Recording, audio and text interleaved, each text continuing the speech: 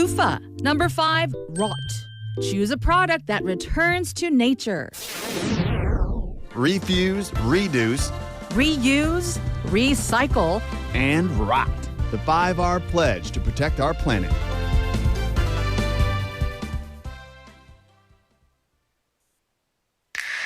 Welcome to Busan. Let me show you around.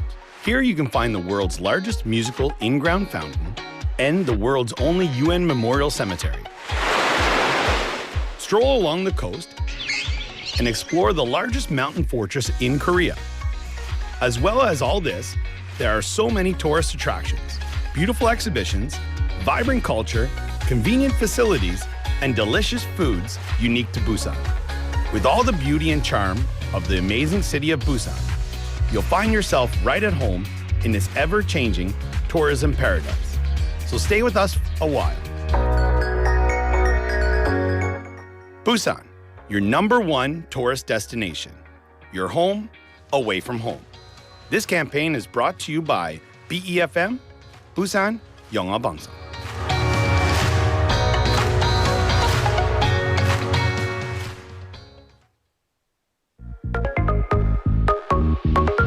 All-Star English 특집 공개 방송 Beyond K-Sound.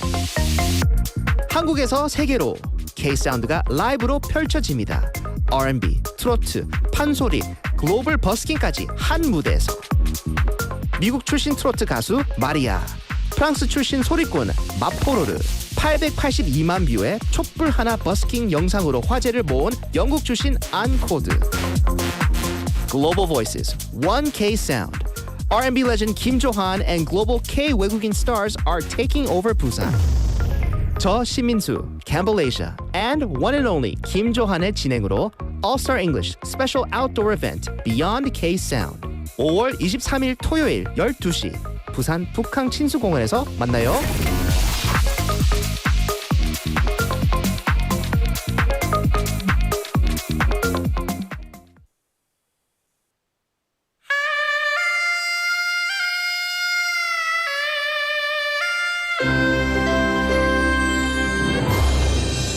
The time is now 7 o'clock.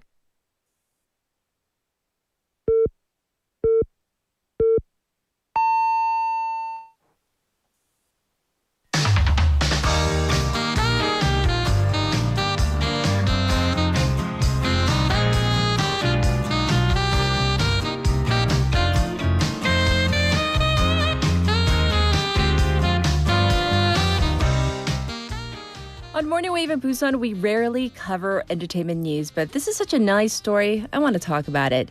You know, as Michael Kang covered, director Park Chan-wook is serving as the president of the competition jury at the 79th Cannes Film Festival. That's a great honor, right? Well, Park was also awarded France's highest cultural distinction on Sunday local time in Cannes, becoming just the 4th Korean to receive the rank of, let me try, Commandeer in the Ordre des Arts et des Lettres. Okay, so I butchered it. It's the Order of Arts and Letters. Yes, my French is terrible. This is a highly prestigious and highly sought-after award bestowed by the French Ministry of Culture. It honors individuals worldwide who have made significant, globally recognized contributions to the arts, culture, and literature. So how amazing is this? Let's kick off our morning together on that high note. I'm Catherine. This is Morning Wave in Busan on Tuesday, May 18th on BEFM, 부산 영어 방송.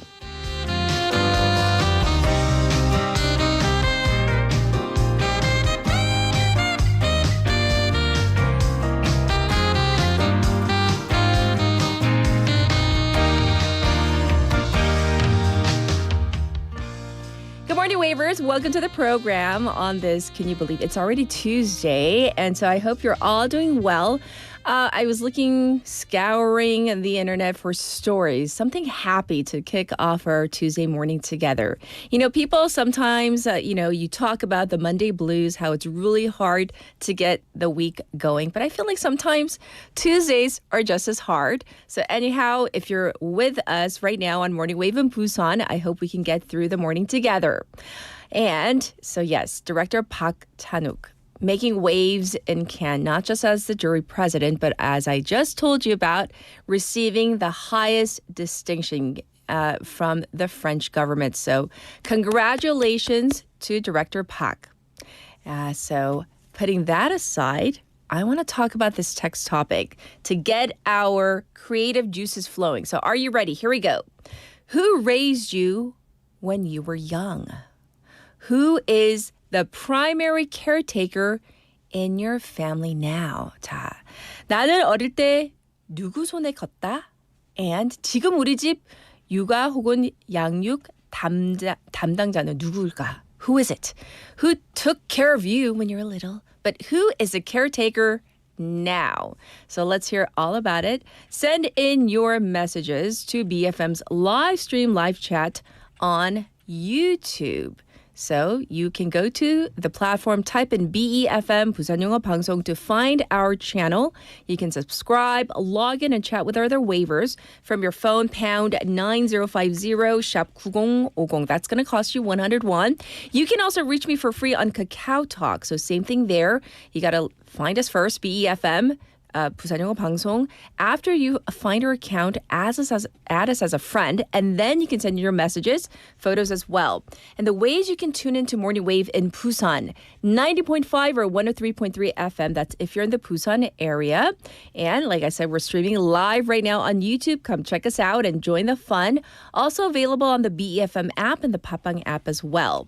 So here's a lineup. We have our daily guests. We have Jian for Now in Busan. That's our local news. Haley for top stories. And hour number 2 for Wa글와글 Tea Time. And for today, just for today, we're switching things up for the last week. Jennifer's coming in for Work Smart, Live Smart. Don't worry. Andrew hasn't gone anywhere. He'll be here tomorrow. And then for hour number 2, we have Haeyeon, the Trend Whisperer. And then for a special interview, we're going to talk about wartime OPCON, the wartime operational control being transferred from the U.S. to the ROK, the Republic of Korea. So what does this mean? Plus this alliance, they always call it like this steadfast, sturdy, ironclad alliance. What does it really mean? We're going to find out in hour number 2 with our expert. So you can tune in for this plus much more. We're going to say hello to Jian first. So let's say hi. Good morning. Good morning. How are you? I'm good, thank you. Yes. So it's Tuesday. It is. And our text topic is who raised you when you were little and who is the caretaker of your family now? Maybe it's you yourself, me, myself, and I. If you live on your own, right? Yes. Single person household, which is very common these days. But Right. Who raised you? So for now, definitely yes, myself. But when I was teenagers, yes, my parents. Yes, your parents. And also, I think my teachers from my middle school and high school played a huge role while growing up. Yes. Yes. And then right now, everybody knows you're on your own, right? Yes. We just got a message, right? 지은 씨 한번 읽어주실래요? Can I read this one? Yes. 누가 저 좀 키워주세요. 응애. 응애. 누굴까요? But we all think the same. Wish I could be taken care of by. I envy my cats. Yes. Sometimes there are days. I can totally relate. relate. When I'm like, I wish I was Po Tai Long. All he does, he like Taking naps. lounges around. He stretches a little. He goes to eat. He pukes a little, and then drinks some water. Goes back and takes a nap. I mean, who wouldn't want that life, right? I know. Exactly. 저도 좀 키워주세요. All right. So putting that aside, we're going to jump into some local news. Yes. Okay, so first up, let's talk about Busan City doing something in response for the prolonged Middle East conflict. What's our city doing? Busan City held a public-private joint inspection meeting yesterday on the 18th to respond effectively to prolonged Middle East conflict related to economic uncertainty.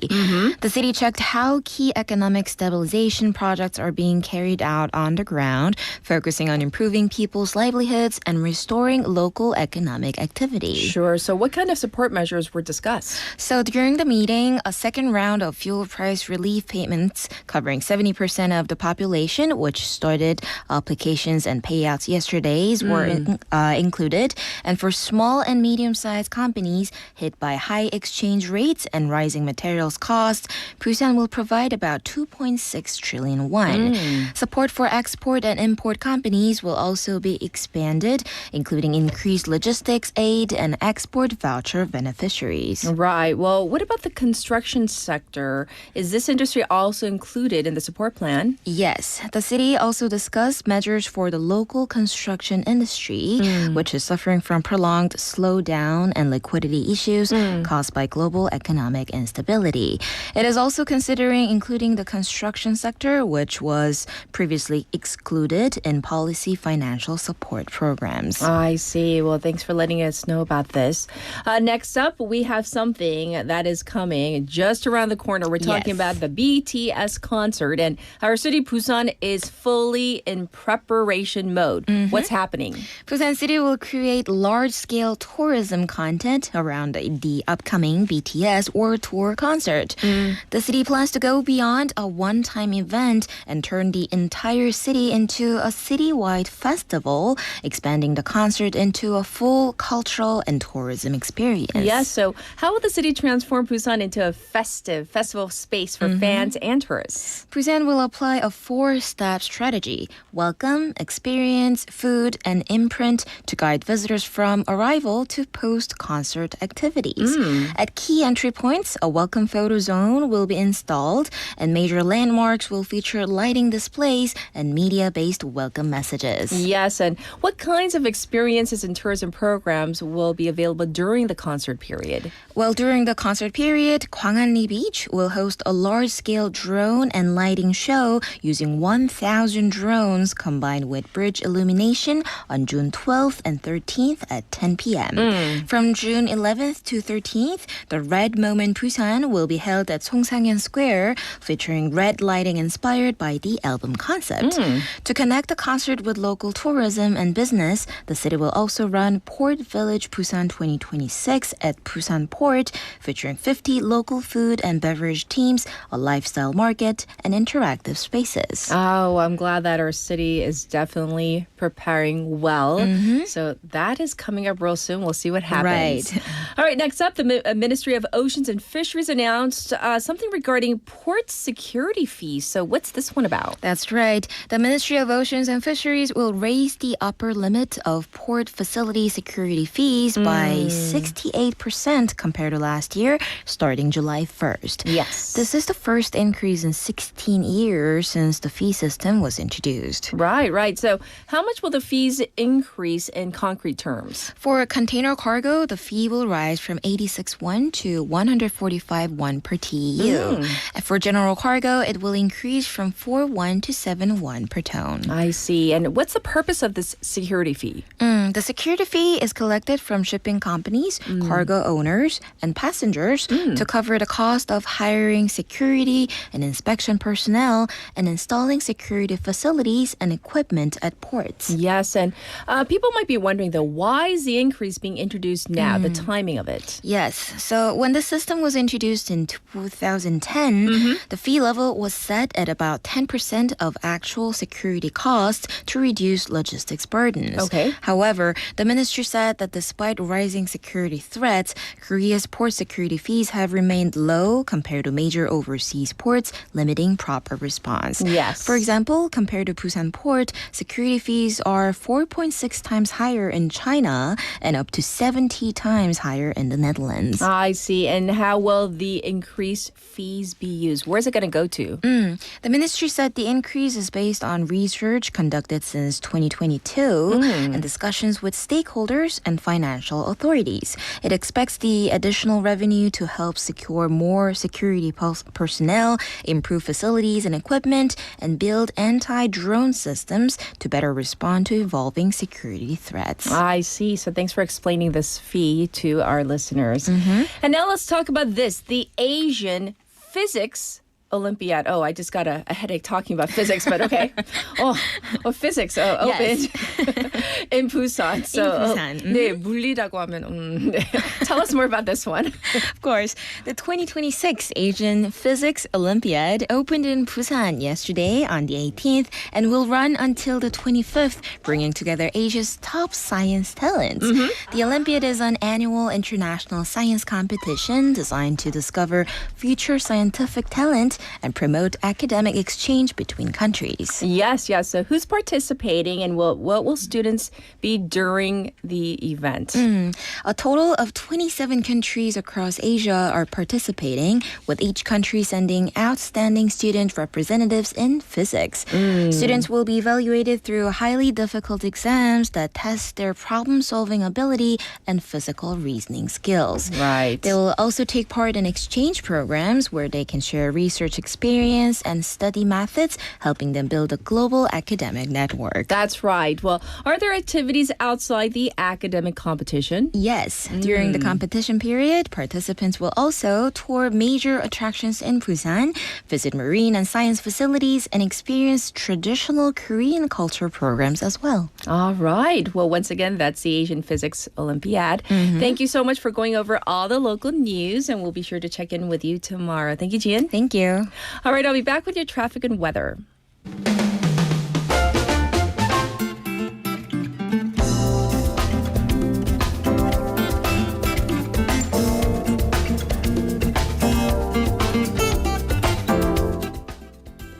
It is time for a traffic report. First up, there is an accident on Myeongnam-no from Dongnae Police Station to Dongnae KT office, right past the police station. Please be aware of that area. Next up, the Dongsa overpass is congested from Hwangyang Ramp to Kaegum. It's also backed up on Haeundae-ro from Wondong IC to Jaesongdong 3-way intersection. There's traffic building on Jungwangdae-ro from Chwacheon 3-way intersection to Yeongju intersection. Currently, it is 20 degrees Celsius in Busan under partially cloudy skies with a daytime high expected to go up to a nice 26 today. Across the nation, parts of the country saw their mid-May hottest temperature records broken yesterday, with Kimcheon hitting 36 degrees. That's above the heat wave threshold.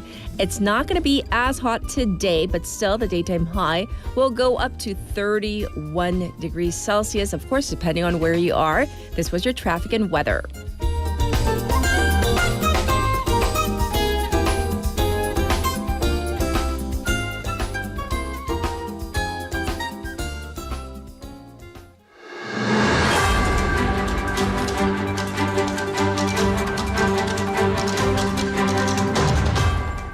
It's time for the morning brief.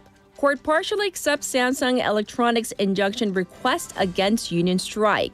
The Suwon District Court yesterday partially accepted Samsung Electronics' request for an injunction, ordering for relevant staffing to be maintained at usual levels to prevent potential damage to safety-related facilities and its products.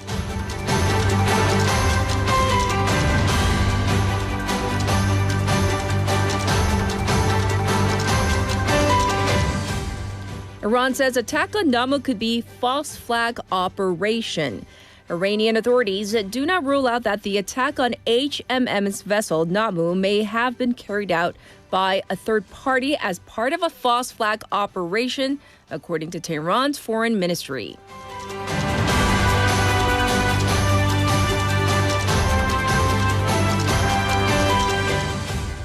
Watchdog finds 5 parcel delivery firms 3 billion won for unfair contracts. The Fair Trade Commission, or FTC, yesterday imposed a combined 3 billion won in fines on 5 parcel delivery companies for violating the subcontracting law by taking advantage of their dominant position in the market.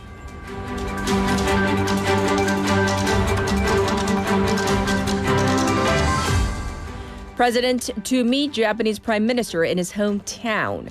Japanese Prime Minister Sanae Takaichi will visit Andong for a 2-day trip starting today in a summit with President Lee Jae-myung to be included.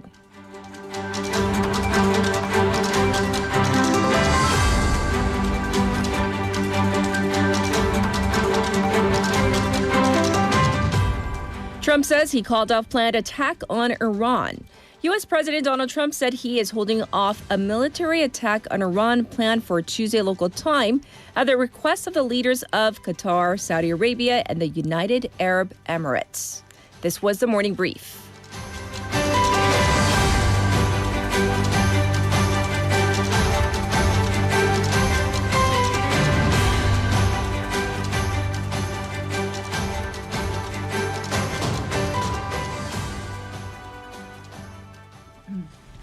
You're now listening to our number one of Morning Wave in Busan, and we're now going to turn to Haley, a.k.a. Door Squeaker. You heard me first. Now Yes, you see me. Of course. She's here. Good morning. Good morning. Well, we are going to talk about this story that's been brewing for a while. The labor and management of Samsung Electronics sat down for government media talks yesterday. What do we know? So no breakthroughs after the first day of negotiations. So yesterday, the Samsung Electronics labor and management sides, they were engaged in talks mediated by the National Labor Relations Commission, or the NLRC.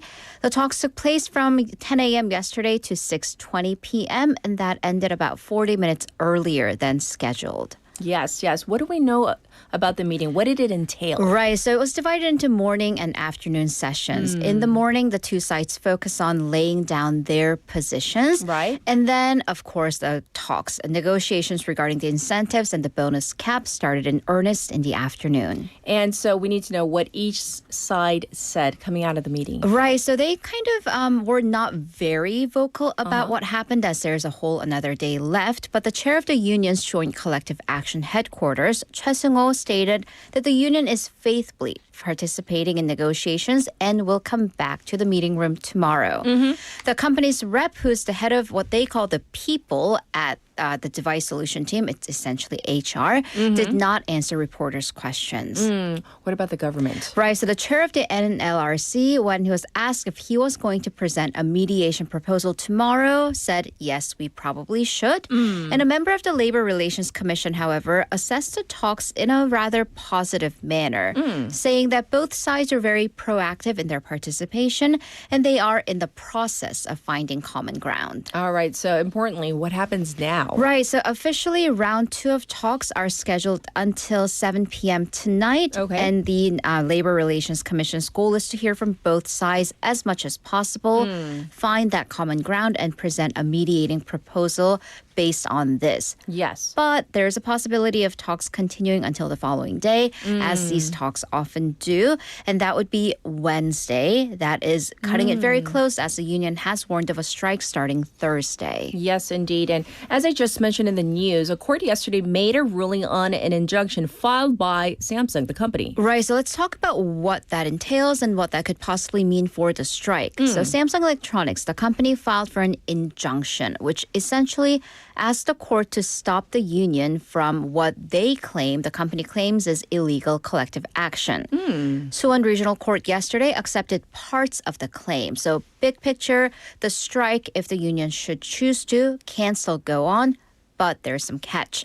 So it ruled that the union must maintain the levels of security and parts of the plants to prevent damages to the machines and to assure quality by keeping the labor force at the same level as the usual times, even during a strike. So that means that the union cannot hold 100% or general strike involving the entire workforce that would shut down the plants in full. The court also prohibited the union and the head of the union from occupying the facilities or putting locks on the doors or preventing other workers to enter the facility should they choose to. But strike risks are spreading across other industries. Right. So we're seeing this pattern of unions demanding higher incentives to put a certain percentage of the company's operating or net profits towards bonuses via negotiations. Right. So we go to Hyundai Motors. Their labor union has sent its demands, including a 30% of last year's net profits, to be given back as incentives. Sure. Hyundai, or HD Heavy Industries, sent in its demands as well, 30% of profits. Again, HG Hyundai Electric and Hana Aerospace are demanding that companies get rid of the incentives cap. I see. And, some companies, they have actually launched strikes. Right, so let's go to another Samsung affiliate for this, Samsung Biologics. They're actually on the company's very first ever strike. Okay. That began on April 1st, so that's been going on for quite some time. And then we add to that the recent developments, the recently enforced Yellow Envelope Act, and saying that such strike could spread to smaller or mid-sized companies. Yes. So one industry insider said that with these bonus or incentive demands growing, this could cause disruptions across the entire industry. That's right. Well, the president himself, he added his 2 cents on the matter. Right. So we've been seeing a lot of comments coming in from the government officials, starting with the labor minister, the prime minister, and now the president. President Ijae wrote on social media yesterday that management rights, 경영권, for a corporation should be respected just as much as labor rights. And he also added too much of a good thing, 과유불급, saying that you should not try to take more because you are powerful, but should work in solidarity. Okay. Well, we're going to, leave that story there for now. Up next, signups for the high fuel price subsidies began yesterday, right? Right. So signups for the bottom 70% of income earners for the high fuel price government support is now ongoing on to day 2. So yesterday, bit of correction, 16. That is the ending digit of your birth year, meaning today, if your birth year ends in 2 or 7, right, you can go in person or online. Also, if you have objections, some people do. Many people were surprised of you not being included in the 70%. The objection lodging period is now open. Okay. There was a bit of confusion, and we can talk about it more perhaps in the coming days, but the previous government handouts were for 90%. Yes. This is 70%, so some people were surprised.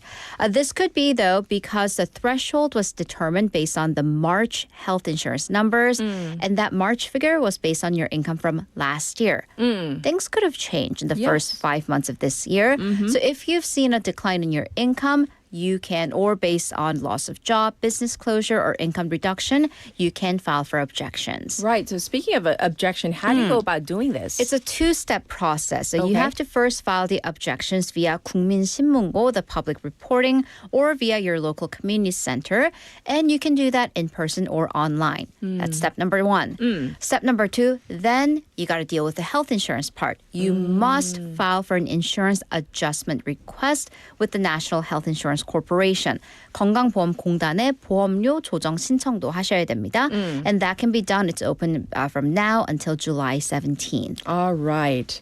And now we're going to talk about this change in the pension system. Starting next month, seniors who work won't see a reduction in their pension payments just because they are working. Right. So the revised National Pension Act will be implemented June 17th. The biggest change in this criteria, again, for reducing one's pension payment based on their economic activities. Okay. So what does the system look like right now? Right. So say right now, if a senior citizen who's on the pension made beyond a certain amount, then their pension could have been cut by a maximum of 50%. Oh. So that level, that threshold was 3.19 million won.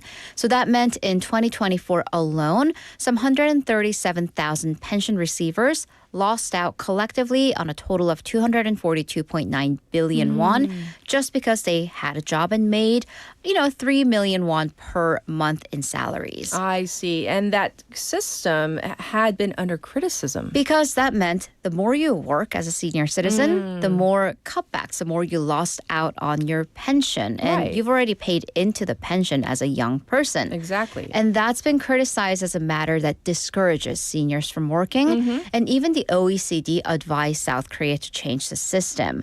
And because, again, in an aging society, and we are a rapidly aging society, economic activities by a skilled older workforce is crucial. Right. And so the country has made changes. It has. So the threshold for seeing the pension reduction has been raised drastically. So come June 17th, the threshold will be 2 million won higher at 5.19 million won as opposed to 3.19. So that means even if you work, as long as you make under 5.19 million won, and that is far above the median income, Yes. you will get the entirety of the pension. Okay. Actually, the government has already proactively applied that threshold. That means they're retroactively, so going back and giving people back the money they missed out on from last year. I see. Interesting. So if this applies to you or if you know of someone, let them know. Yes. All right.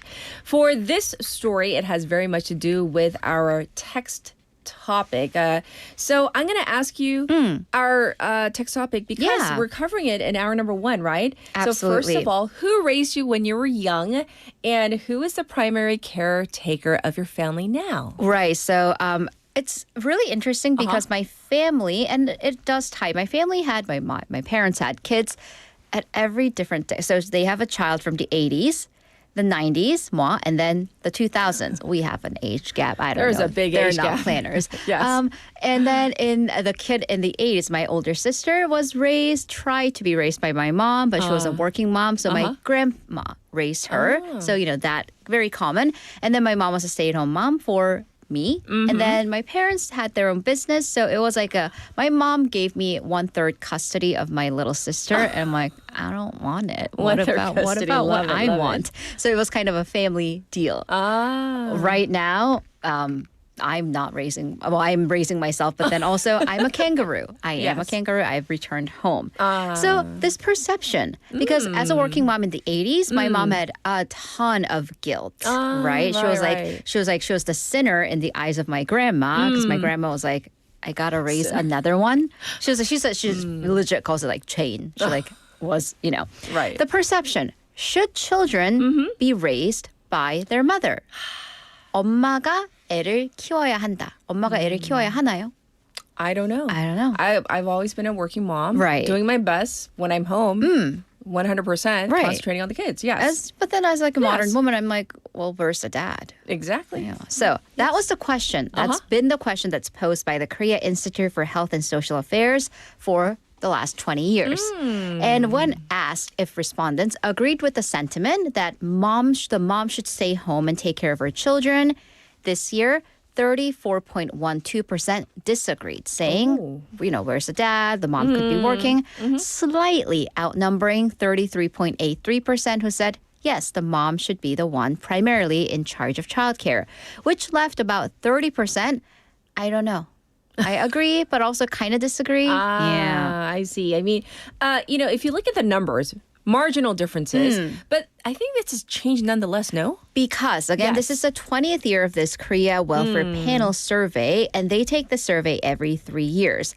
Let's go back to 2007 when that question was asked for the first time.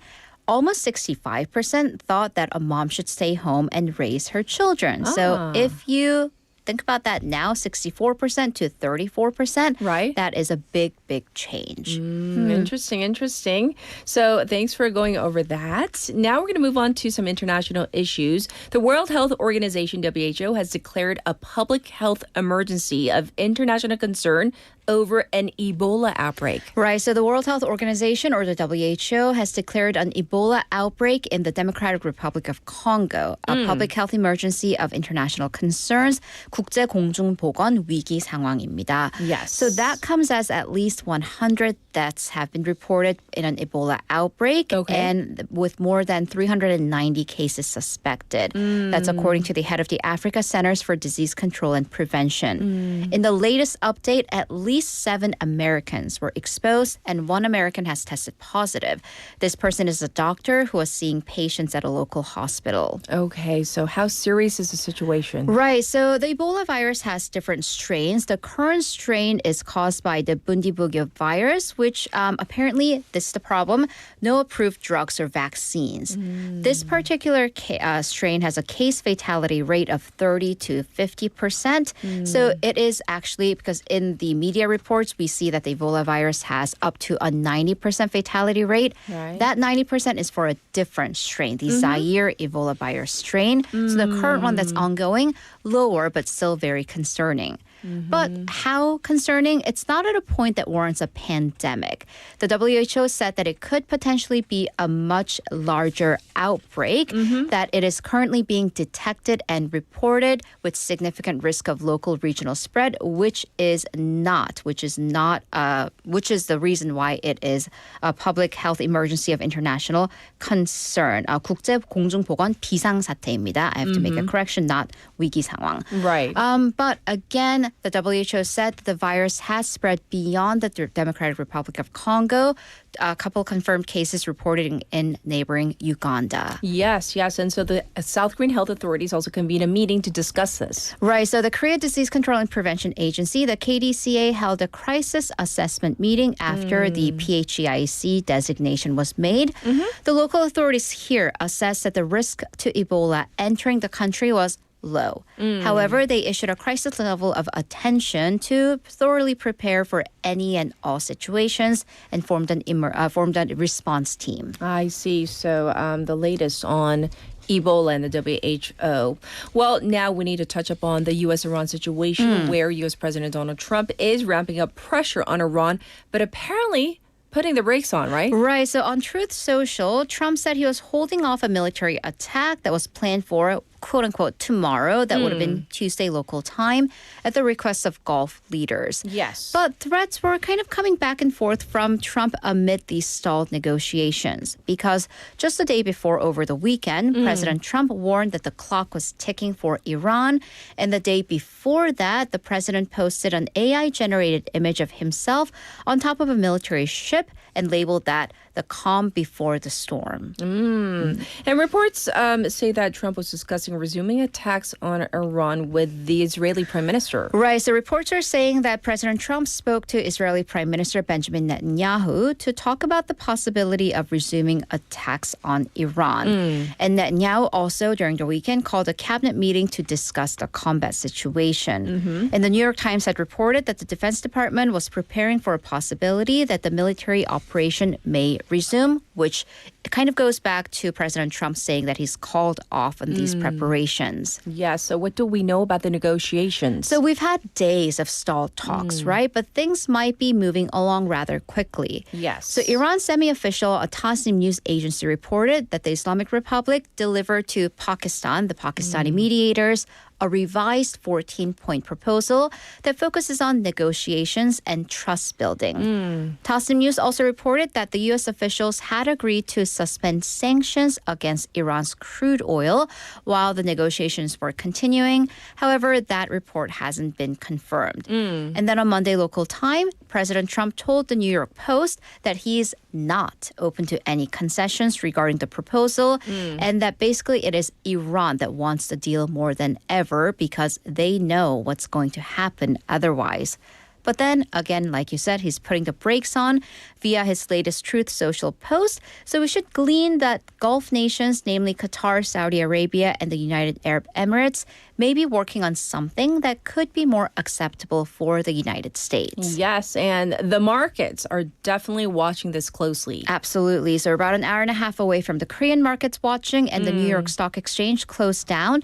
Dow Jones ended the day slightly higher at 160 points higher, but everyone else, S&P 500 down by 5 points, NASDAQ down by 134 points. So very much a mixed bag on this. Well, what about oil? Oil prices have been going back and forth as well. They did come down briefly after that Iranian crude oil report, but going back up, Brent crude having gained $2.84, closing at $112. I see. Well, thank you for going over all the top stories, and we'll check in with you in hour number 2. Thank you, Haley. See you in a bit. All right, it's time for our first song break. Here it is. This is Best of My Love by The Emotions.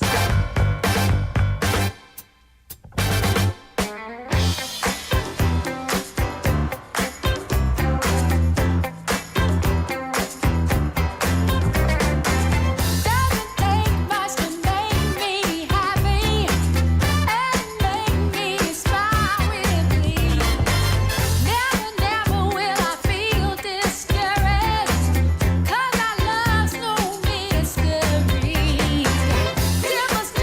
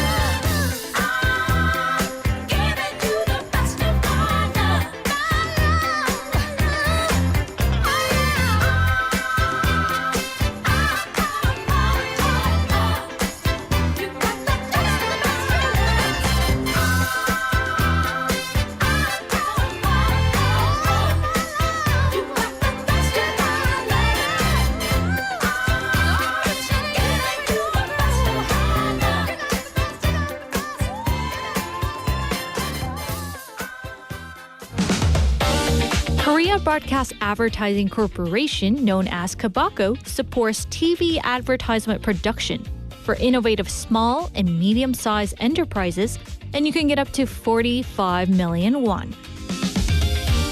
Apply until June 1st, 6 p.m. Please visit the KBACO website for more details. Welcome back, everybody. We have Jennifer in the house for Work Smart, Live Smart. No, it's not Wednesday. It's Tuesday, but she's here. It's only Tuesday. Yes. Welcome. How are you? Good. How are you? Pretty good, but I want to get your take on our text topic today, which Okay. is who raised you when you were young and who's the primary caretaker now? Oh, when I was young, my mom.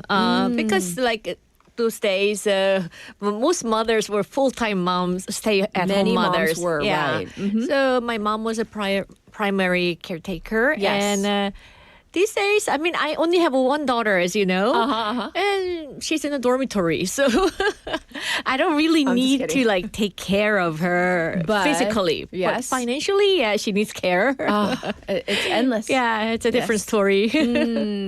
Wow. So, for your family, the dynamics, your husband and yourself, did you divvy it up or is it you were you primary? 50-50. Oh, really? Yeah. 50-50. Nice. Well, we're going to jump into Work Smart, Live Smart. What are we talking about?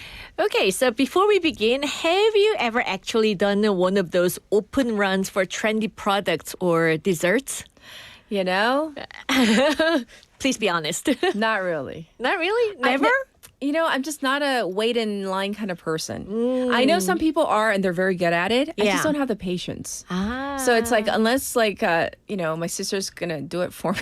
My poor sister. I don't think okay. she's watching today, but yeah. Unless she's willing to wait a little bit, but then both of us. Oh, some people find it fun. Some people, they make like a thing out of it. Like it's Yeah. fun and like they find excitement in it and there's nothing It's wrong a with challenge, right? that. Right? What about you? Oh, honestly, yes, but only a few times. Okay. I definitely have a sweet tooth. Ooh. So I've reserved some trendy cookies before. Okay. But I'm not really the type who enjoys standing in long lines like you know? Oh my God. Are we talking about are similar. desserts for our segment today? No? Yeah, well, waiting in the lines. Okay. So maybe like the whole Open run competition. culture. Yeah. Okay. So, I mean, I can understand the excitement, but after like certain point, like you said, Yes. it starts to feel a little exhausting, right? The waiting itself. Yes. But recently, I saw this incredible long line in front of a tiny bakery near my place. I mean, it wasn't even lunchtime yet, but I honestly thought something had happened. because it was a line? Yeah, long line. Yeah, waiting for special cookies. Okay. So yes, we have been seeing more of these like open run, phenomena these days. So when we think about the word open run in the beginning, back in the day, maybe it was about like luxury items. Like, you see people waiting in line outside the department store, like the lines wrapping around and going on and on, or maybe high-end electronics, right? But now it's shifted to those like whatever is hot these days. It was for a while the 두쫑쿠 for a while. Everybody was like looking like where are they? And then the viral the butter cookies, right? Yeah. That I don't know, is that gone as well? That trend. So and then like even keychains and little trinkets and like it just goes on and on. Yeah, and it is. And it really is fascinating to see how fast these trends change and how fast these things go viral. Yes. I even saw like several people in office wear clearly using their lunch break.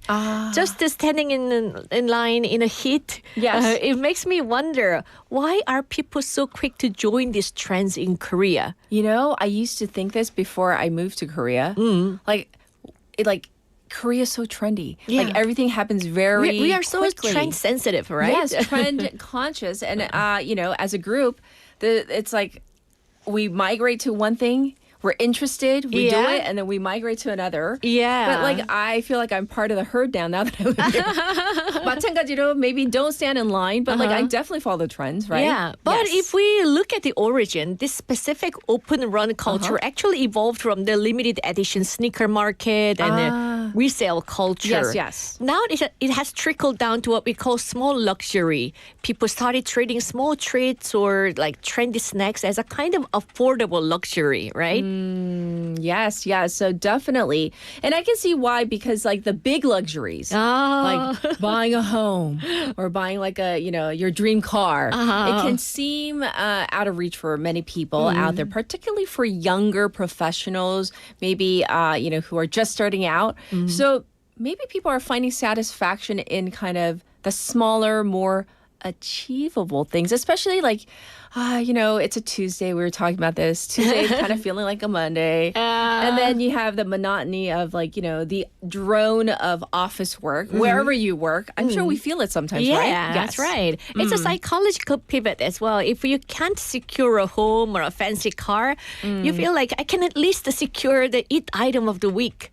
Whether it's a specific dessert or a rare collectible key ring, the effort of waiting in line itself starts to feel meaningful. And also on social media, posting a photo of the product isn't really just about the snack itself. It's more like saying, I'm keeping up with the trend. I know what's hot right now. Yes, sort of thing. I agree. It's a powerful motivator, and like I just said I don't like waiting in long lines. But then sometimes like I see like a baked good, and I'm like, that little tart is really expensive. Like you look at the price, you go, whoa, that thing is like 8,000원 for a little tart, right? But it's so pretty and so cute. Yeah. 이 정도도 나한테 못 써. Like I can't even spend that much. Yeah, I on worked myself. so hard for I worked it. hard. I deserve that 8,000 won tart, right? And then like later on, if you like buy like a couple, you're like, oh my gosh, that's like the price of a meal. Oh yeah, but that's still, right. Small joys. So definitely in terms of like the 50 minutes or 60-minute lunch break, and even that. 피디님, 우리 한번 이거 해야 되지 않아요? 점심시간 1시간 갖고 돼요? Oh, 1 hour isn't enough. Is it enough? 50 minutes? Is it enough? I don't know. If you have to do this open run as if well. you have to do this, and then are you going to eat or you're not? Do you have to forego eating? I mean, it is, like pretty like serious opportunity costs here, don't you think? Oh yeah, I Yes. definitely agreed. And for some people, this psychological satisfaction of winning this trend item is currently outweighing the physical satisfaction of a warm, quiet meal. It's a trade-off, like you said. And in some way, we are like sacrificing physical recovery for a sense of social belonging, like emotional satisfaction. Yes, the sense of belonging, I think that's a really interesting idea, because is it because we feel anxious, like we're the only ones who haven't tried something popular, and like we're the fear of missing out, right? Yeah, maybe. So, In psychology, we often talk about social comparison theory. Okay. In a high-density society like Korea, we constantly look at others to define our own status or happiness. Yes. And when everyone on social media is posting about a specific viral cookie or a character toy, not having it feels like you're like sort of like failing to keep up with the collective pace. I mean, do you remember, we can't say the name of the doll, but for a while that doll, like everybody, I mean, that was just like, it's like kind of took over. People were like obsessed, like with getting so pricey. Yeah, and then like you don't know well. what doll you're gonna get, and like I guess like the mystery behind it. But going much cheaper, even something that costs like $5, like 5,000원, 뭐 10,000원, things like that. The social value attached to an item might feel much higher because it proves like you're kind of trendy. You're in the loop. crowd. Yes. Exactly. And there is also the factor of a reward psychology. Sure. For many workers, the workplace is a place where like you have a very little control over your result, right? But in an open run, if you put in the time and wait in line, you're almost guaranteed to get something out of it after some time, right? I hope so. That small sense of control and achievement is incredibly addictive for people who feel stuck in their professional lives. I was thinking of lines. The last line I stood in was over this weekend. I was invited to a 돌잔치. And so I haven't been in forever. And like I usually don't go to buffets. 그러니까 뷔페를 갔는데요. And then like I was passing by and then they rang some sort of bell. I didn't even know what the bell was for. And then I saw people kind of rushing towards me and I was just like, oh my gosh, what's going on? But I was passing by. There was like a special layout where the chef was slicing like prime rib or something at the buffet.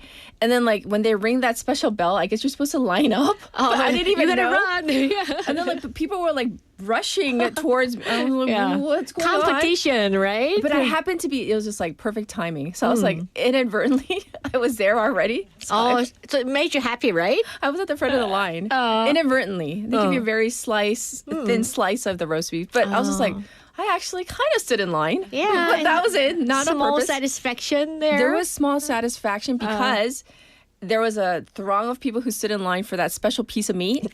I was the first one in line, and then they cut it off. But they're like, oh, come, we'll ring the bell, like, an hour and a half later or whatever it was, right? So 참 그게 뭐라고. It was a very thin sliver of roast beef, but yes. I mean, but people really, they're like fear of missing out. They rushed. It was kind of scary. Yes.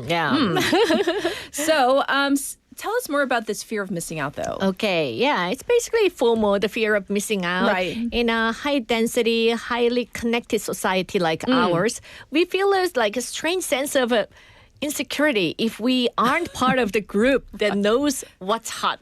What's trendy? Yes. We use these items as a way to stay connected to the cultural conversation. Without them, we feel left behind. But I think it does make sense, and especially for workers, employees, office workers, this pressure often enters the workplace through Monday morning small talk. Like, what did you do over the weekend? And like, if you didn't post it on, your Insta dang, like, like, what did you do? And like, oh, I tried this, dessert, or I went to this cafe. And then sometimes, like, I ask, like, people, like, oh, that cafe was so cute. Where was that? Like, where's this? You know? Because, like, you want to feel like, you're not missing out. Like, I want to try that part place. of the conversation. Exactly. Yeah, I get it. It creates a subtle, invisible, like, barrier if you are excluded from the conversation. Sure. No one is like explicitly leaving you out. Of course. But the collective conversation moves forward without you. Like you don't know what they are talking about. So in a way, standing in line during a precious lunch break is a practical investment in a way. They are purchasing social currency to buy their way into the office conversation for the week. Wow, social currency. You're trying to sell like a new cafe and new dessert and you have something to talk about. So maybe standing in line isn't just like standing in line. It's maybe a new form of like work in air quotes after work. Oh, yeah. Sadly, precisely. It requires market research, perfect timing, and physical endurance. It's exhausting, and the weather is getting hot. And, that brings us back to what we discussed recently, stress maintenance. Okay. If our only rest period, our lunch break, becomes another like high-pressure mission to achieve something, when do we actually recover? Oh, yeah. When is our off time? Right. And that's And that's where we see like a never switch off phenomenon we talked about before. Even when we aren't working on a report or a presentation, our brains are working on like securing the trend. It drains the same mental energy we use for self-control at the office. Right. So before I let you go, I need to ask, how do we find a balance? We need to find time for like maintenance, recovery, maintenance time. Okay. We need to set boundaries, not just with our bosses, but with the trends themselves. I mean, waiting in line and this open run trend, it's fun as long as you keep control of it, you know. But the real rest happens when we don't feel the need to prove anything to anyone for an hour. Okay, so, if you are still up for it, open run during your lunch hour, go for it. Yeah. But don't feel like you have to do it, right? The key is a selective focus. Okay. We need to ask ourselves, do I really want this item or do I just want the feeling of not being left out? Got it. Yeah. But Okay. I mean, I think it's fun. Yeah, definitely. It can add a little fun to your like mundane life. Yes, yes. Yeah. Absolutely. Well, we're going to call it a wrap on today's topic, but thank you so Thank much for you. bringing something so pertinent to our listeners. We'll check in with you next week. Okay, we'll do. Bye-bye. Everybody, this was Jennifer. It's time to wrap up hour number 1 already. So how about this one by Angmyu, How People Move. I'll be back at 8. 사람들이 움직이는 게 신기해 발다리가 앞뒤로 막 움직이는 게 손 크게 들으시면 갈비뼈 모양이 드러나는 것도 내쉬면 앞 사람이 인상 탁 쓰면 코를 쥐어 막는 것도 놀라워 Amazing 어릴 때 내봐도 정보니 완전 꼬맹이 위하고 찍은 픽처를 보니 아닌가 싶은 꼴리 뭐 막고 이렇게 훌쩍 컸나 보냐 우리 엄마 아빠 사랑 먹고 이리 잘 컸나 보다 그 수많은 생물 중에 인간이라서 참 다행이야 장난감으로 태어났다면 혼자 움직이지도 못할 텐데 생각만 해도 끔찍해 그러고 보니 내 심장은 어떻게 bounce 뚜뚜루뚜뚜뚜뚜 bounce 사람들이 움직이는 게 신기해 발다리가 앞뒤로 막 움직이는 게 손 크게 들으시면 갈비뼈 모양이 드러나는 것도 내쉬면 앞 사람이 인상 탁 쓰면 코를 쥐어 막는 것도 놀라워 Shall we dance? Dance!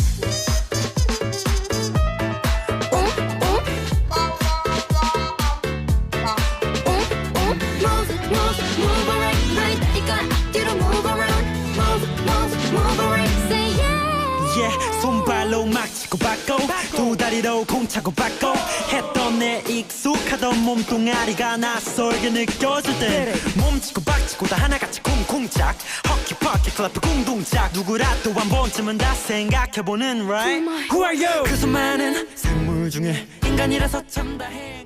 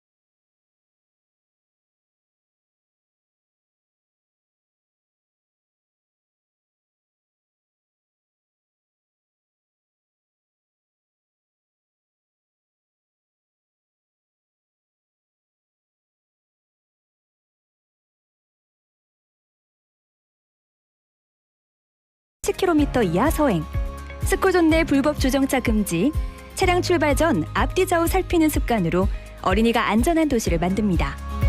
참, 운전 중 휴대전화 사용은 모두에게 위험합니다. 우리 모두를 위한 교통안전, 나부터 실천하면 모두가 안전해집니다. 어린이가 안전하게 뛰어놀 수 있는 부산. 아이 키우기 좋은 도시는 우리 모두의 미래이자 희망입니다. 이 캠페인은 어린이가 안전한 부산을 만드는 은행, BNK 부산은행과 함께합니다.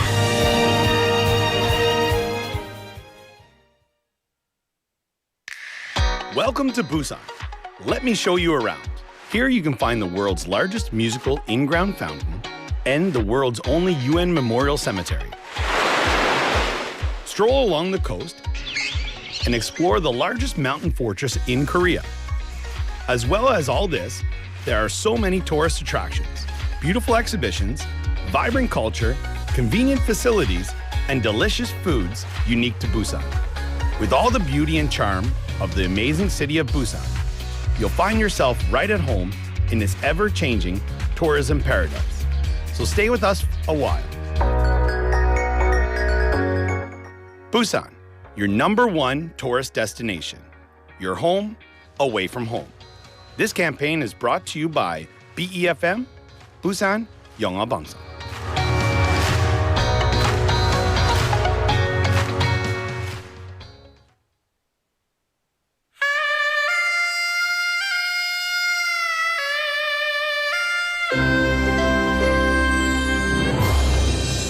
The time is now 8 o'clock.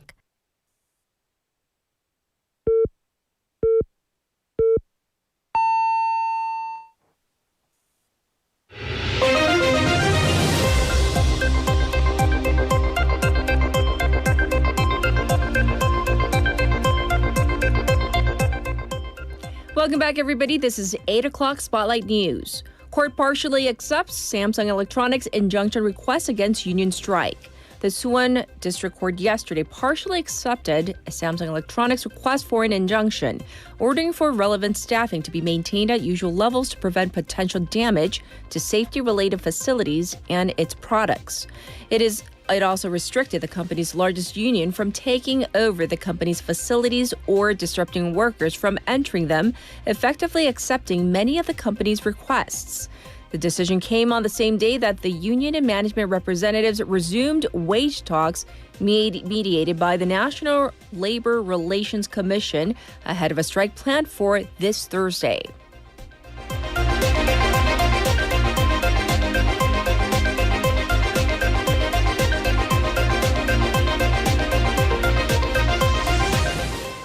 Iran says attack on Namu could be false flag operation. Iranian authorities do not rule out that the attack on HMM's vessel Namu may have been carried out by a third-party country as part of a false flag operation, according to Tehran's foreign ministry. The ministry spokesperson said that it is unclear who in the region is behind the incident, adding that an investigation is underway. Iran said that it maintains a positive relationship with South Korea, saying that the two countries have always cooperated over the safety of navigation in the Strait of Hormuz.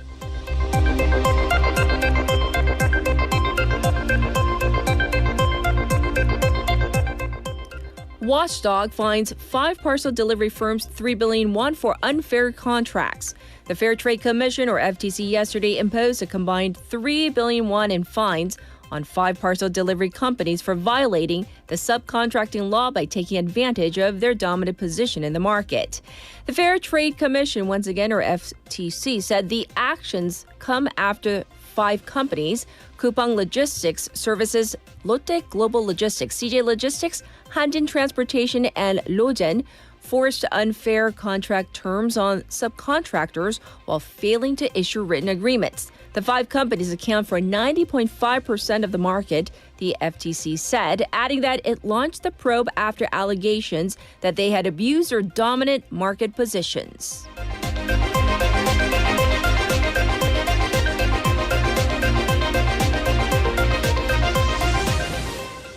President to meet Japanese Prime Minister in his hometown.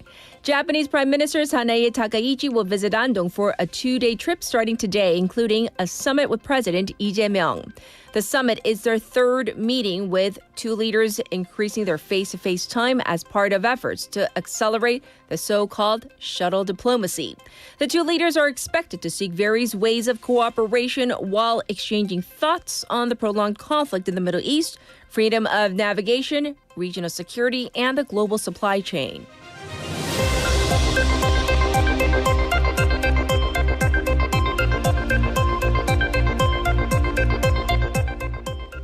Trump says he called off planned attack on Iran. U.S. President Donald Trump has said he is holding off a military attack on Iran planned for Tuesday local time at the request of the leaders of Qatar, Saudi Arabia, and the United Arab Emirates. Trump said that he had been informed that a deal would be made that is very acceptable to the U.S., reiterating that Iran will have no nuclear weapons. Iran has yet to comment. The U.S. president earlier said that he was not open to any concessions for Iran following Tehran's submission of its latest peace proposal. And this was Spotlight News.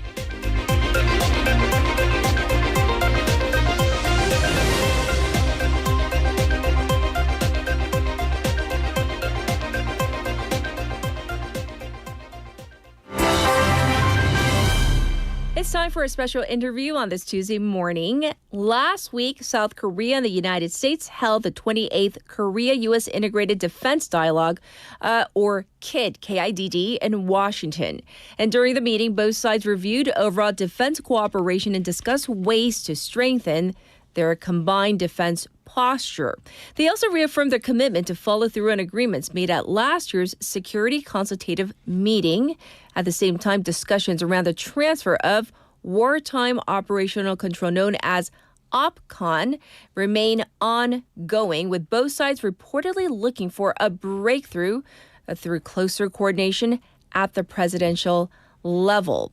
And so today we're going to take a closer look at where OPCON stands and what it means for the future of the alliance. So joining us today is Mr. Sidney Seiler, Senior Advisor with the Korea Chair at the Center for Strategic and International Studies, and former U.S. National Intelligence Officer in North Korea and former Korea Director at the White House National Security Council.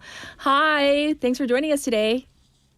Good morning. Thank you for the invitation. Absolutely. So to begin, if you could briefly explain what wartime operational control, shortened OPCON, shortened in Korean is 전작권, what that is and why it's getting so much attention in the recent U.S. ROK U.S.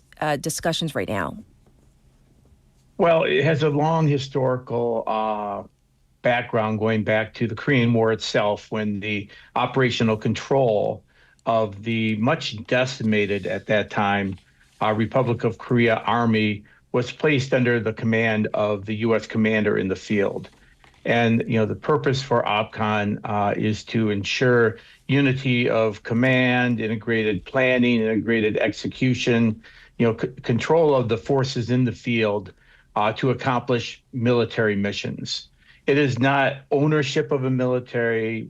There's no interference in the administrative elements of it. It's not a violation of sovereignty by any extent of the imagination, unless you want to make the fact that the ROK forces in the time of conflict on the peninsula would be under the command of a 4-star U.S. general serving as commander of Combined Forces Command.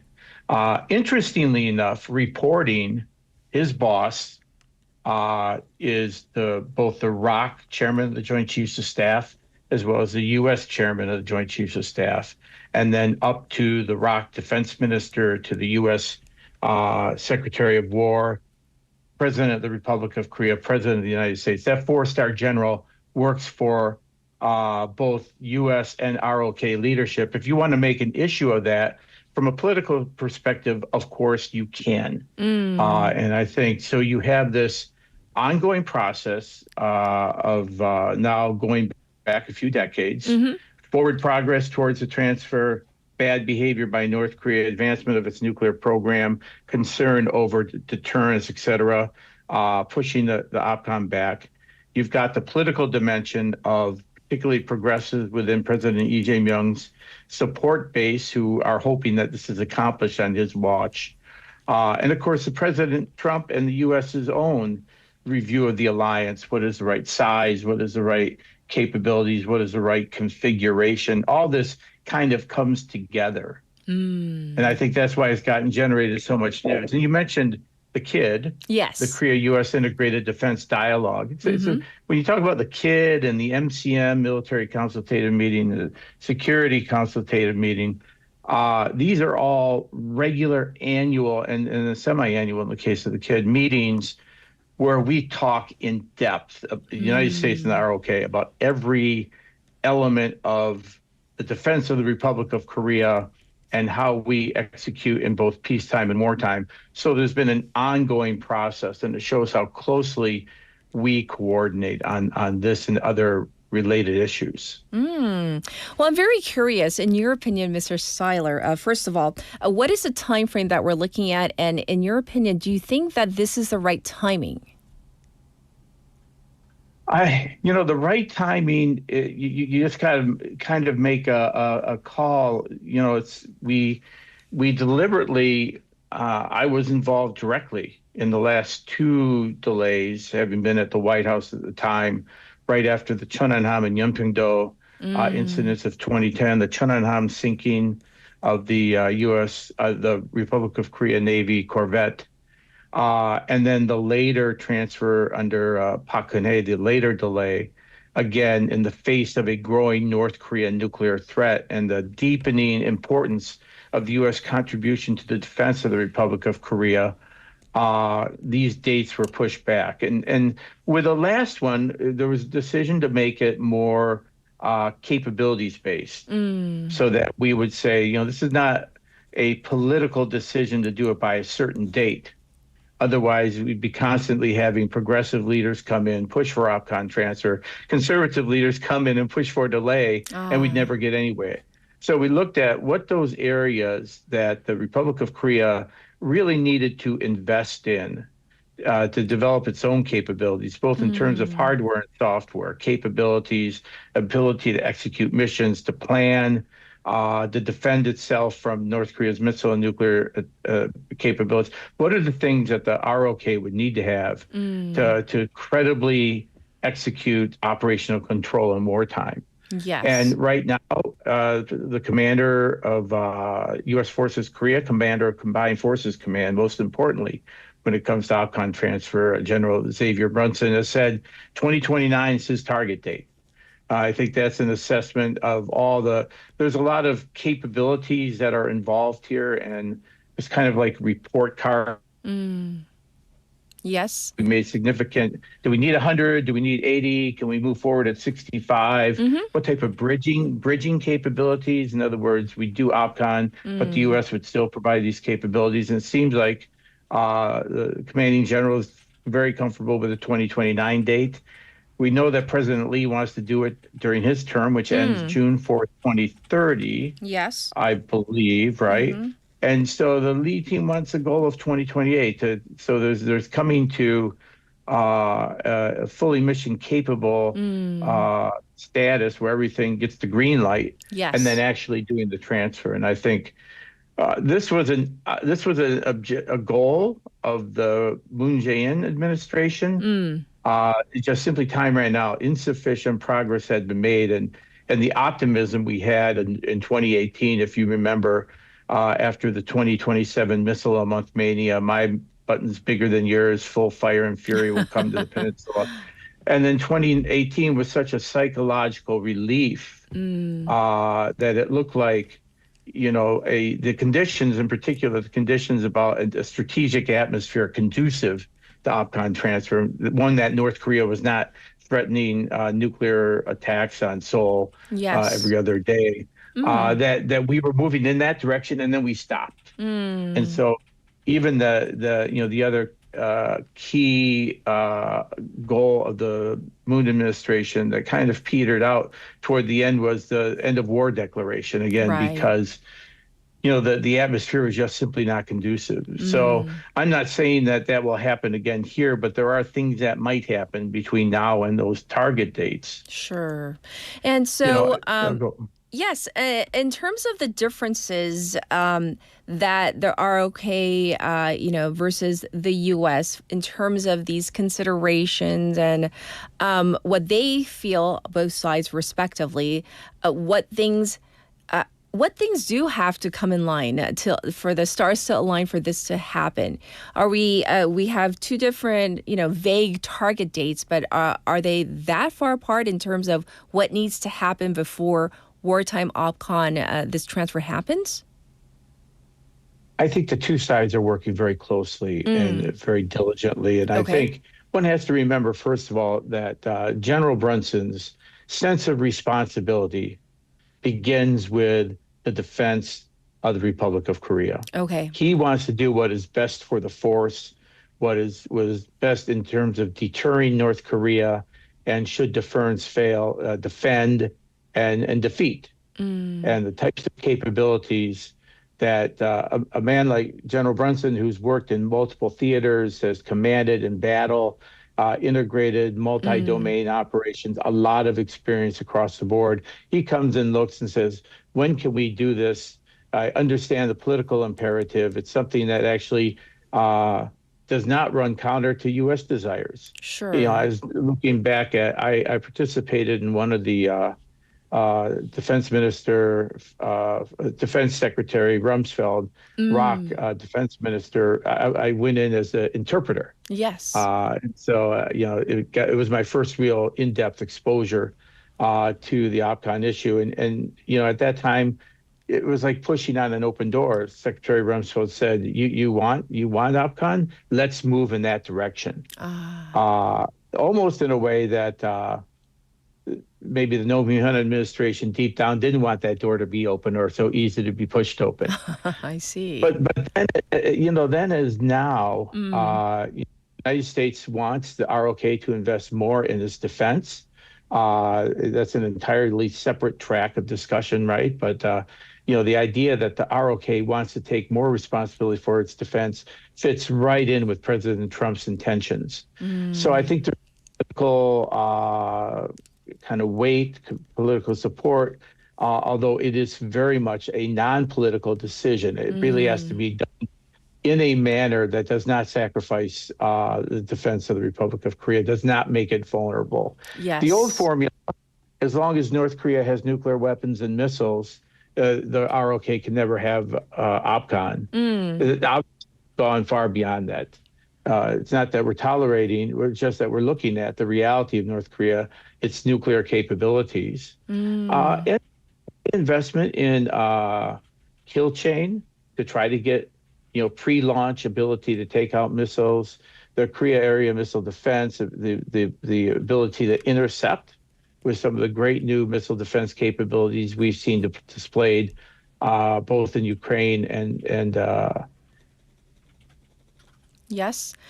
So right now we're having some technical difficulties, so I want to apologize to our audience and our listeners for this. So we are going to wrap up today's interview with our final question. Real quick, Mr. Seiler, while I still have you here, anything else we should be looking for in the coming months as we look towards the future of OPCON, the transfer from the U.S. to the ROK? I think President Lee will continue to show leadership on this issue to express his intent, and General Brunson will make certain that all the because General Brunson works for President Lee as much as he does. Well, not as much, but nevertheless, he does have that important role, and I think we can make progress on this area, but we got to do so in a way that doesn't rush it for political purposes. I see. Well, thank you so much for sharing your vast knowledge and expertise with our listeners and viewers today. Wishing you the very best. And of course, safe travels. Thank you so much today. Thank you very much. This was Mr. Sidney Seiler once again for a special interview. And I also want to apologize to our listeners and viewers out there. There were some technical glitches, difficulties in terms of the communications. So I wanted to apologize on behalf of our program, Morning Wave in Busan. All right, we are ready for a bit of a song break before we get into our traffic and weather. This is 안녕 나의 사랑 by 성시경.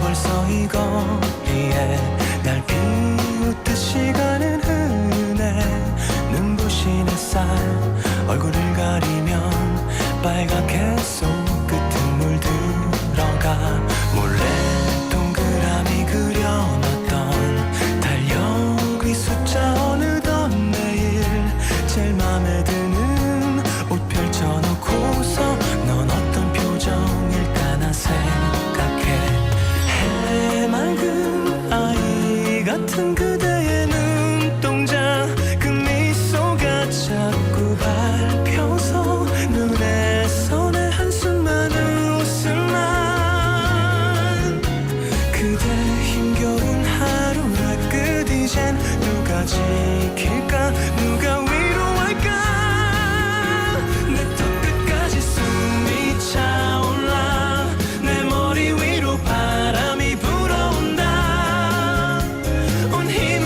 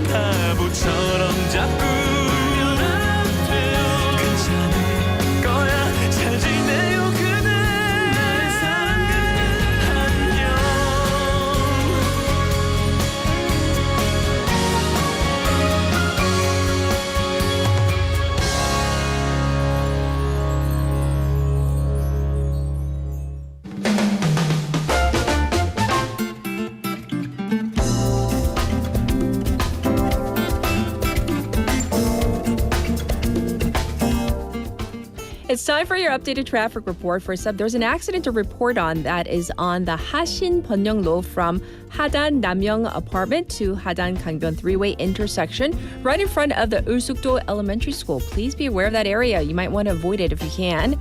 There is a broken down trailer on the Dongso overpass Uam ramp going away from the city. Next up, congestion from Manduk intersection to Name Expressway Daejeon ramp. And it's backed up on Chungnyeol-daero from Minam to Daeseong intersection. And the top portion of the Gwangan Bridge is congested going toward Daeyeon. Currently, it's 20 degrees. It's going to go up to 26 today under partly cloudy skies. It's going to be another warm one today. Not as hot as yesterday, though.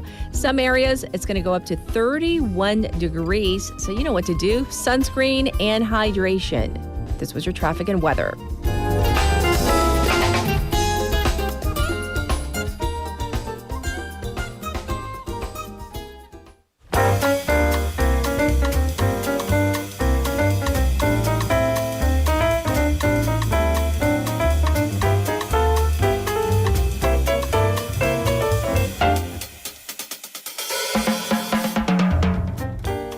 It's time for Waggle Waggle Tea Time. Let's waggle, Haley. Hi, Waggle. Let's waggle. Let's waggle. Let's get our, tea, shall we? So speaking of tea, first story. Good one. Starbucks is under fire for its inappropriate advertisement. And this is a story that just keeps on growing. So Starbucks yesterday launched a new campaign for a new set of tumblers or traveling mugs titled Tank Day. And what was yesterday? May 18th, the Democratic Uprising in Gwangju anniversary. Also the promotional banner, which you can see on the website. So I do want to say, we're giving you like the two different versions. The initial version said Tank Day, and next to it on the upper left corner, 책상에 탁, which means like slap it on your desk. Okay, so for those who might not understand why this is problematic, can you explain to our listeners? Right. So tank is the name of the tumbler, first of all, but also reminiscent of the tanks that martial law forces used to drive into Gwangju on May 18th, 1980. Yes. And for about 9 days after that. 책상에 탁, so slap that on your desk, is a reference to another democratic movement, the June 10th, 1987 democratic movement. The event that sparked this nationwide protest this time was when the authorities, the torture of Park Jong-cheol, a Seoul National University student from Busan, actually, they basically killed him via torture. However, trying to cover that up, told the press, I just slapped the desk and he fell over. Right. And so that is why, this is problematic. Right. And so tell us more about this because it just seems so out of touch. Exactly. Because some people might say, well, isn't that a push like the tank? Well, there has been this pattern of these far-right subcultures sneaking in such expressions or imagery, kind of an inside joke for them.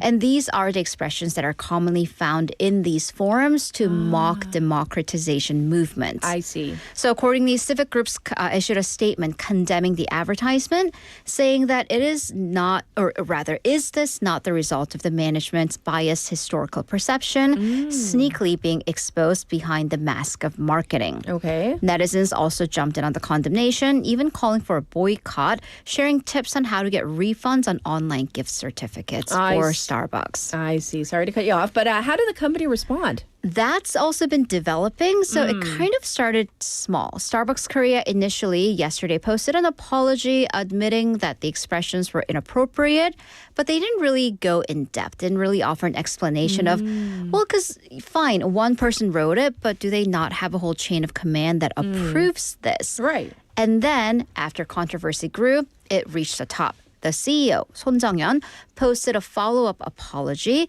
specifically naming the May 18th movement, the martyrs' families, Park Jong-cheol as well, promising a full probe and holding those who are behind this responsible. Right. And then yesterday afternoon, the CEO was fired. And then it went up even more to the top, to the parent company. Shinsegae chairman Jung Yong-jin, parent company of Starbucks Korea, fired Son Jung-hyun. Jung, according to reports, was apparently outraged upon hearing about what happened, and it was his choice to fire Son, as well as ordering for the company to find those who are culpable and hold them responsible. I see. And even the president, we're talking about the president of Korea, weighed in. You thought it was over, and then it isn't. President Lee Jae-myung wrote on his social media how outraged he was by this, quote, low-class profiteering that denies the community of South Korea basic human rights and values of democracy. He name-checked the 5/18 Tank Day event, pointing out how many innocent lives were taken that day, how severe the damage to justice and history was, and called for ethical, administrative, legal, and political responsibility that is suitable to this act. I see. So very serious. All right. Thanks for going into all the details to explain what happened. Up next, canceling any subscription or membership is tough, especially if you try to fill out a form to cancel. And is this true? The form is cussing at you? The form is cussing at you. It had some choice words. So if you've ever tried to cancel a gym membership, it is harder than actually going there to work out. Right. Which is why, it's kind of been the fodder of many sitcoms. So this is a JTBC report. This person went to their gym, or what they want it to be their former gym, to try to get a refund. They bought a 3-month membership, apparently personal reasons, and they had to cancel 3 or 4 days in. Oh. And there was a form to fill out for cancellation, but in the big font, the title where the cancellation contract is supposed to be, these bleepity bleeps. I can't say it. These F adjective and the word that starts with a B, not about the females, but the other one about the parents of, do you not have parents? That. Yeah. Oh. Okay. Whoa. Yeah. So how did this happen? The person was taken aback, but the priority was, well, I want to get my refund and really get out of here. You see it. That's why I can't say things. They went through the procedure, but it bothered them so much that when they came home, they sent a message via that gym's social media channel. Well, the gym explained it was a former disgruntled employee who made the changes before they quit. Wow. And the gym tried to change all the forms, but then apparently this was an oversight. That was a big oversight, though. But how? Seriously. How? And I guess, I don't know, some people just really, they don't buy it and they're not buying it. Can you? Should we? Because, the customer said the gym managed to change the details on the dates like 2025 to 2026. So if they could change the fine print, you didn't see the title? The big with title. The 상시옷, which what? And then the gym said they'll come up with preventive measures. And, the netizens, though, everyone's like, well, that's so in blatant violation of form of etiquette or respect for customers. Right. Add to that, other people are kind of chiming in with their experiences, not that particular bit. But if you try to get a refund, you try to cancel subscription in the service industry, and you are sometimes met with hostility or silence, how they're so reachable when you're trying to pay them, but not when you're trying to get a refund. So true. So this is, the emotions are kind of mounting. Right. And it's just the fact that they make it so difficult to cancel any subscription. I tried with an OTT. It took a long time. It took me 2 days to figure it out for real. And I was just like, it was like a loop, an endless loop. And then it's finally. Like, ask mom, ask dad. No, ask mom again. I'm like, where are we? Is it? Yes. Thank you, Tongseng. Finally. My go-to person. She got me out of it. All right. Up next. Police detectives have been dispatched to investigate a case of... Okay, ready for this one? I keep on doing double takes like, Haley, are these real stories? Stolen lettuce. Remember Sori? Yes. This is a common practice. I mean, it's illegal, but back in the day, people used to just harvest other people's crops. So bad. It's permitted or socially admissible back then, obviously not anymore. So there's this public urban farm in Seoul's Dongdaemun-gu district. It's by like a little body of water. Local residents sign up to get a plot of land registered. They farm, they garden, source of healing. This woman in her 40s waited 2 years to get her plot and came down, with a loving care touch, tended to her garden.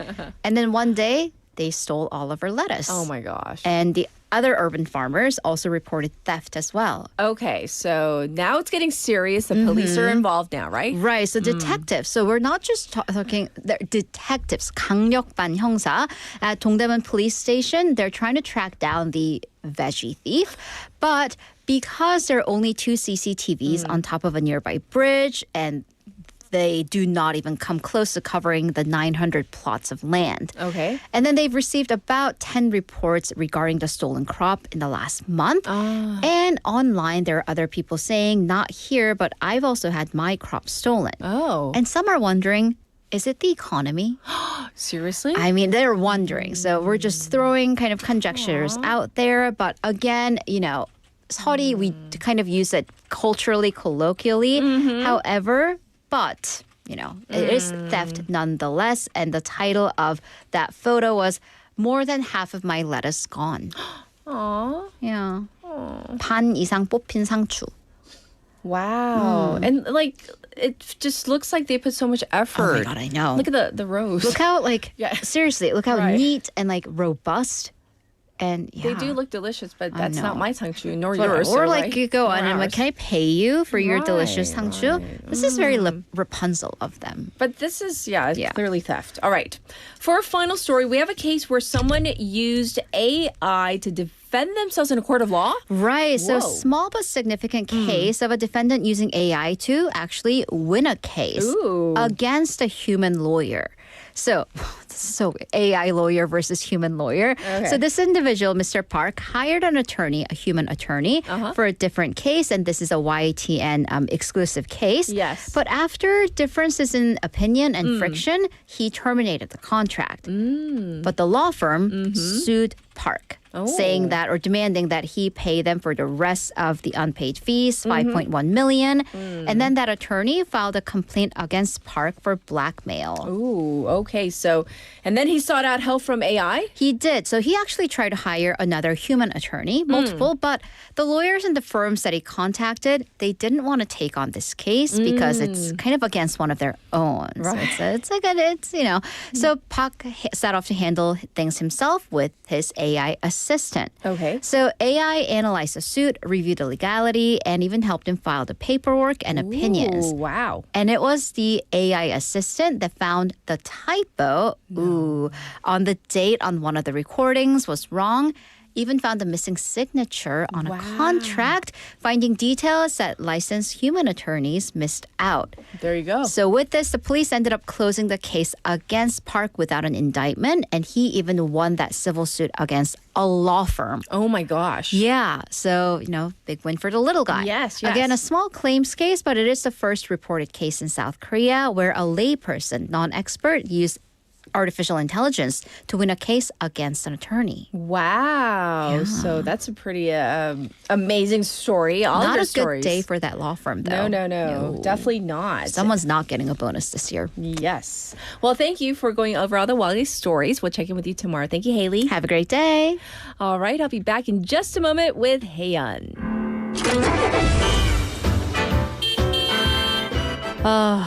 Traffic is so bad. Let's see what's on the radio. Get the latest news and current issues that you need here on Morning Wave in Busan. You're now listening to Morning Wave in Busan with me, Catherine. All right, everybody, it's time for our final segment for this Tuesday morning. And I know you've been waiting for her. The trend whisperer is here. Haeyeon's here. Woohoo! Hello. How are Good morning, you? everyone. I'm great. Good, Oh, you look good. great in that pink blouse. Oh, really? Thank yeah. you. Oh. I don't know if it's coming through in our live stream, but but thank you. Yeah. I appreciate the compliment. And really quick. Yeah. Who raised you when you were young? And who's the caretaker, the primary caretaker of your family now? Okay. So my mother, of course, my father, but I don't think he changed that many diapers when I was a wee little baby. Right. Back in the day. Yeah. And right now, I live with my mother after spending many years apart from each other. So we take care of each other. I love that. We kind of like nag at each other a lot too, but it feels very mutual. Aw. Yeah, it's lovely. It is. And then Tongyi is in the mix. Oh, too. there's, of course, my puppy. She takes care of me emotionally. I take care of her physically. Yes. I love it. The reciprocal. All right. Yeah. Let's dive into Trend Whisper. What are we talking about today? Okay, so I have a scandalous question. Okay, Catherine, scandalous. have you ever cut someone off Like, in real life? Like speaking wise or like Speaking wise or just driving? Oh, no. In relationship. Oh, in Yeah. relationship. Oh, yes. There can be, it has many meanings. I actually have because I needed to. Toxic person. Exactly. Right. Yeah, I think it happens. Yes. And, cutting someone off, it is a harsh expression. Right. But I feel like it's become more normalized, especially in the internet language these days. Are we talking about ghosting? I mean, ghosting too. And it's so easy to actually physically, on the internet, block someone, right? That is an act of cutting someone off. So it feels more doable. And when I talk to my younger friends, especially the Gen Z friends, there's a lot of conversations about, cutting ties with someone to protect their peace and mental health. Right. So today's trend is something called going no contact with someone in your family. Oh, no. Yeah. Okay. So this means like completely cutting off ties with a parent or a sibling or relatives. And this phrase is showing up more and more, especially among younger people. Oh. Yeah. This is fascinating. It is interesting. Right. Because, you might think like maybe in dating or friendships, it's maybe more common to do so.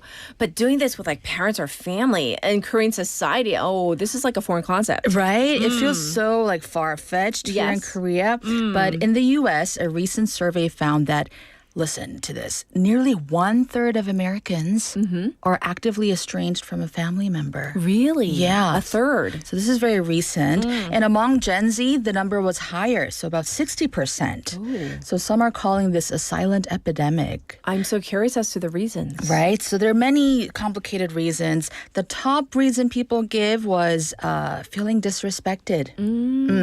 Because it hurts even more when someone close to you does that to you, right? Of course. And others said the relationship was hurting their mental health or the person was being too negative or toxic.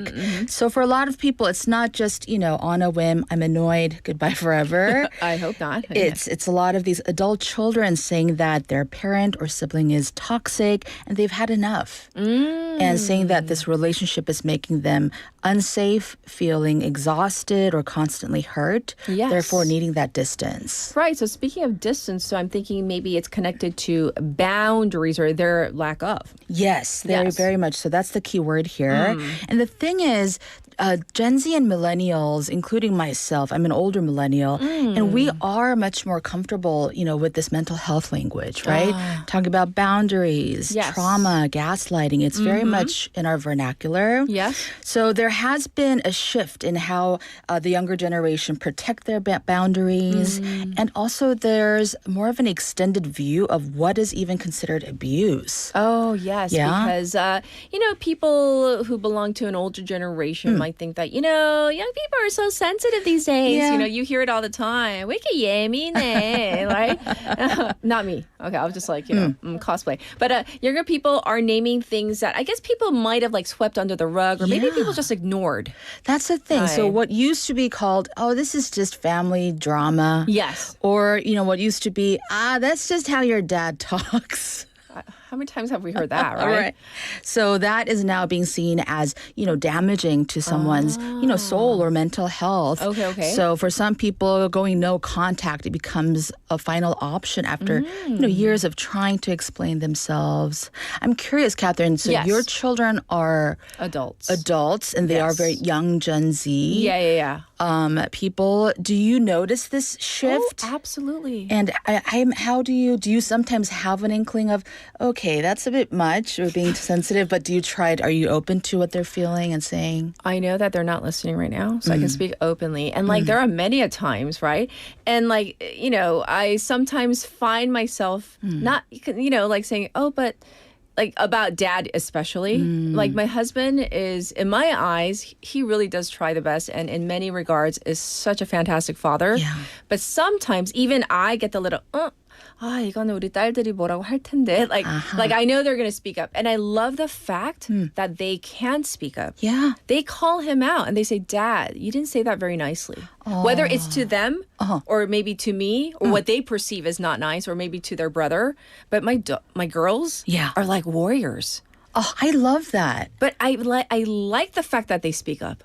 Like, even if they, in my mind, maybe a little overboard, right? But they speak up. And the fact that he listens and he goes, okay, next time I'll phrase it differently. I did it. That was not my intent. That's and beautiful. I love the fact that he can own up to. You know, some people can't own up to it. Yeah, right? there's just no conversation that can continue. There's like boundaries, right? That's great. Yes. It sounds like your daughters and your children, they know how to communicate themselves instead of just, like talking behind someone's back. No. Yeah, they say it straight up. Yeah. Right? But why this is controversial is on one side, people are saying this is great. No one should have to be in a painful relationship just because, someone is family.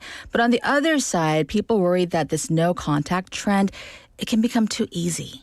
Yeah. So instead of having a difficult conversation or, respectfully calling someone out, people just disappearing. I see that. And some therapists say that going no contact can be necessary in situations involving, abuse or manipulation. But others are concerned that if we use it too quickly, it's just going to make us more conflict avoidant. Oh. And then, of course, this adds to this whole epidemic of loneliness. Right. Yeah. So is this trend more prevalent because of social media?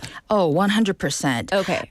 There are millions of hashtag no contact posts, thousands and thousands of, hashtag toxic parents, toxic family. And sometimes the advice on internet is helpful, right? Especially when someone, leaving a relationship can be life-changing. But other times, internet advice can flatten a very complicated situation into a hashtag or a simple sentence. And let's be real, family is complicated. It is. It's messy. It is. Yeah, and beautiful. Definitely. I'm going to be very open. I chose to stop having contact with certain relatives, even when I moved to Korea. Yeah. Because I felt like the words that were coming out of their mouth, I was just kind of shocked, about just they were just so upfront about, filter 없이 그냥 얘기를 하는 거예요. Yeah. To me, I can handle. I can handle because I'm a grown woman. But then it was aimed at my children. I was like, oh no, I am mama bear. You don't get to say anything like that to my children. And it has nothing to do to me. It's not a cultural thing. It's just there's just some people are just mean people. They are. Or they have mean words, the way they phrase things. And I was just like, what am I getting out of this? What are my kids getting out of this? I don't want that negativity. And so after a certain point, I let my parents know also, saying it wasn't my parents, it was my relatives. I was just like, I'm just not going to go to those functions anymore. That's I feel like there's just too much negativity. My kids don't need to be around that. Yeah. All judgmental and, just the weirdest, oddest, rudest comments. I was just like 웃으면서 I said it smilingly, but I meant it. I was just like, Mom and Dad, don't make me go to those. I'm not going. And they respected me. Heard you. They had a word with whomever I had a problem with. But that's them. So I was just like, I'm just not going to go. That's such a prime example of putting up good boundaries, right? And so the question becomes, when is distance healthy, and then when is it avoidance? Ooh. And according to the survey, many people said that their first instinct during relationship problems with family, it was to distance themselves. So, are people, especially younger people, avoiding uncomfortable interaction? Maybe. Because especially, in this political landscape, I think a lot of people, we don't know how to communicate with each other. Oh, so sad but true. All the divisions, the fissures. Yeah, it's really bleeding into our family gatherings. Right. But at the same time, people are very lonely. We see from many surveys and these phenomena. Yes. It's people are craving deeper conversations. Right. We want community, but we also want emotional safety. Yeah. Yes. And to feel understood, right? Yeah. And also, me giving up contact with certain relatives, I feel bad on one hand. My kids, maybe they have fewer people to 세배 to.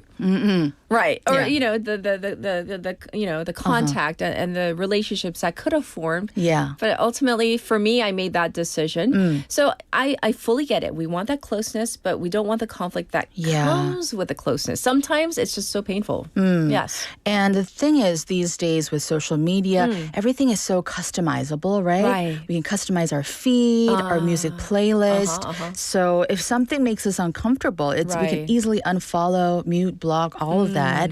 And sometimes that's healthy and necessary, but the reality is we can't optimize our real life for zero discomfort. Sure. And I'll be real, 10 years ago, when I was living in New York, I did have to tell my mother, after a series of, very difficult conversations that, hey, I'm going to take a little break from talking to you regularly. Really? Yeah. And it was a very controlled no contact. I said, just give me 3 months and I'm going to very diligently check my email. If something happens, I'm going to be there. Okay. But I need to not talk to you for a little bit. Oh, no. I fully get you. Yeah. And the stories I could share with you off air. Yes. And then in 3 months, something really great happened to me. I got back in touch and it was right after my niece was born. Oh, really? So, these, no contact, these things, they can be temporary breaks too. I like that it can be a pause. Exactly. And it really helped our relationship. Oh, that's great to hear. Yeah. That you obviously reconnected. I mean, you're living with her right now. Exactly. We're in very good terms right now. Yes, So this no contact can be a pause, a painful, but maybe a necessary one. And let's talk a little bit about what this trend says about, us as a society. What does it say? The younger generation, they're very smart and serious about their emotional safety. Right. And I applaud that. Yes. But it also shows that many people are struggling with conflict. So, this going no contact with family, it's neither just automatically good nor bad. Sometimes it's necessary. Sure. Sometimes it's overused. Right. But the bigger trend is, I think we as human beings, we're rethinking what kind of relationships feel safe, respectful, and honest enough to stay in it and really give the work. So I guess the future relationships might be about learning both about the boundaries, like we talked about, but also the repair. That's a great story about. Yeah. Thanks for sharing such a personal story, though. Yeah. I mean, who knows? Maybe this trend will take off in Korea, too. But Maybe. Who knows? All right. So we're going to call it a day for today's topic, but I feel like I went to therapy. Thank you so much for bringing this topic to our listeners. I'm sure many people can commiserate as well and relate to this. So we will check in with you next week. All right. Bye, guys. Everybody, this was Trend Whisperer. Heian. It's time to wrap up our program for today. So thanks for joining us once again. And this is 또 하루 by Keri. So enjoy. Have a beautiful day. Bye, everybody.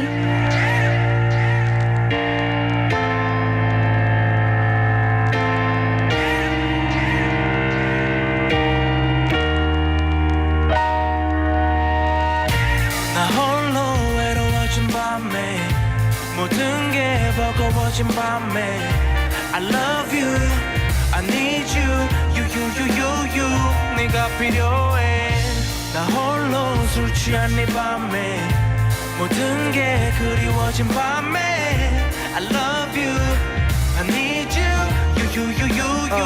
네가 필요해 어김없이 찾아오는 아침에 80%는 개운치 않아 다시 또 시작하는 하루는 어제와 같은 카피고 이어폰 속 최신곡을 흥얼거리며 이 도시 속 최고로 꿈꿔 온몸으로 다 나쁜 기운까지 다 느껴 어릴 때부터 온갖 압박들에 다 단련된 난 한국 사람 돈이 없음 불행한 것이 훨씬 더 많아 위에선 눌러 아래선 치고 올라 어딜 가나 하라면 해 싫으면 관두던가 다 인간관계 몰라 난 그런 거 싫으면 안에 들어와 할 것 없어 모든 게 다 똑같아 어차피 경쟁 피곤한 논쟁은 필요 없어 그냥 내 옆에 맘 맞는 몇 사람과 함께 즐길 순간 멍만 있으면 돼 나 홀로 외로워진 밤에 모든 게 버거워진 밤에 I love you, I need you,